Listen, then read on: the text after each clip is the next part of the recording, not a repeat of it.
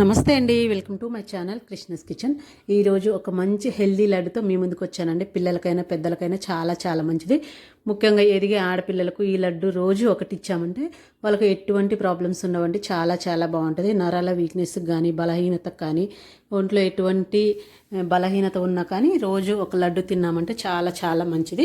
పిల్లలు కూడా ఒక్కసారి ఇలా చేసి పెడితే చాలా ఇష్టంగా తింటారు. మనం వాడే ప్రతి ఇంగ్రీడియంట్లు ఇందులో చాలా మంచిదండి. పల్లీలు కానీ నువ్వులు కానీ ఇవన్నీ చాలా మంచిది. ఇప్పుడు ఎలా తయారు చేసుకోవాలో చూద్దాం. దానికోసం స్టవ్ మీద ఒక ప్యాన్ పెట్టుకొని ఒక 3 టేబుల్ స్పూన్స్ పల్లీలు వేసుకొని మంచిగా దోరగా వచ్చేంత వరకు వేయించుకోవాలండి. ఈ పల్లీలు ఇలా వేయించుకొని పక్కన పెట్టేసుకోవాలి. ఇప్పుడు అదే ప్యాన్లో ఒక 2 టేబుల్ స్పూన్లు నువ్వులు వేసుకొని అవి కూడా ఒక 2 నిమిషాల పాటు వేయించుకోవాలి.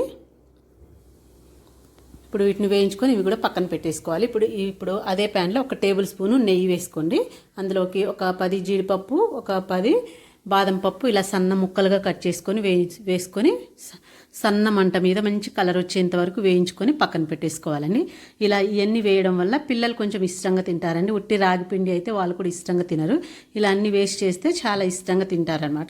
ఇప్పుడు అందులోని ఇంకొక టేబుల్ స్పూన్ నెయ్యి వేసుకొని ఇప్పుడు ఇందులో ఒక కప్పు రాగి పిండి వేసుకోవాలండి. ఈ రాగి పిండి వచ్చేసి రాగులు నీట్గా కడుక్కొని ఆరబెట్టుకొని పిండి పట్టుకోవాలి. ఈ పిండి అనేది మరీ మెత్తగా ఉండొద్దండి. మెత్తగా ఉన్నదంటే మనం తినేటప్పుడు పంటికి నాలుకకి అతుక్కుపోయింది. అందుకే కొంచెం బరగ్గా ఉండేలాగా చూసుకోవాలి. రాగి పిండి ఇలా వేసుకొని చిన్న మంట మీద మంచి కలరు సువాసన వచ్చేంత వరకు ఫ్రై చేసుకోవాలండి. ఒక 10 to 15 మినిట్స్ వరకు చిన్న మంట మీద మాత్రమే ఫ్రై చేసుకోవాలి.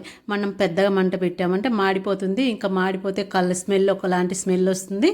ఇంకా టేస్ట్ కూడా వేరేలాగా ఉంటుందండి. అందుకోసం అనేసి స్లోగా మంట చిన్నగా పెట్టుకొని చక్కగా ఫ్రై చేసుకోవాలి నిదానంగాను.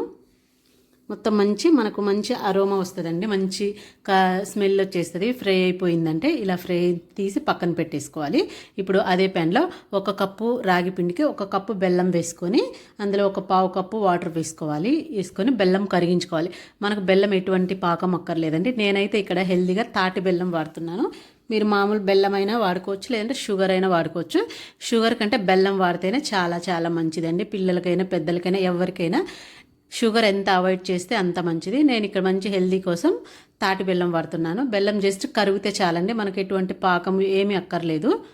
మరి మనం ఎక్కువ పాకం పట్టేస్తే ఆ లడ్డూలు అనేది గట్టిగా అయిపోతాయి ఆరిపోయిన తర్వాత. అందుకనే పాకం పట్టకుండా జస్ట్ బెల్లం కరిగితే సరిపోయింది.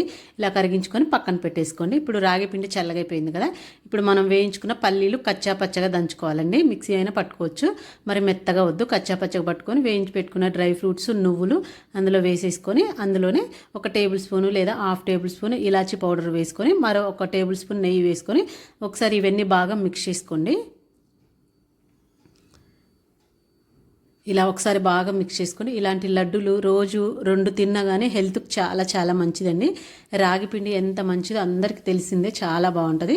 ఇప్పుడు చల్లగా అయిన తర్వాత ఈ బెల్లం వాటర్ ఇందులో కొంచెం కొంచెంగా వేసుకొని ఒకసారి చూసుకుంటూ బాగా మిక్స్ చేసుకోండి. నేను తాటి బెల్లం వేస్తున్నాను కాబట్టి అది నల్లగా ఉందండి. మామూలు బెల్లం అయితే మీకు కొంచెం ఎర్రగా ఉంటుంది. నేనైతే ఎక్కువగా తాటి బెల్లమే వాడతానండి. తాటి బెల్లం కూడా ప్యూర్ తాటి బెల్లం అయితే 900 ఉంటుందండి కిలో. సో నేను ఎక్కువ హెల్త్కి చాలా మంచిదని మ్యాక్సిమం స్వీట్లలో తాటి బెల్లంతోనే చేస్తాను.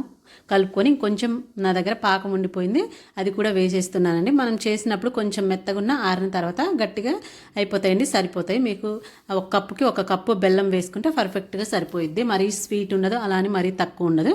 ఇంకా ఎక్కువ వేసామంటే మనకు స్వీట్ ఎక్కువ అయిపోద్ది అనమాట. ఇలా బాగా కలిపేసుకొని ఇప్పుడు ఉండలుగా చుట్టుకోవడమే అంతేనండి. చాలా సింపుల్గా ఈజీగా చేసేసుకోవచ్చు. ఇంకా టేస్ట్ కూడా చాలా బాగుంటుంది ఇలా బెల్లంతో చేసి పెడితే.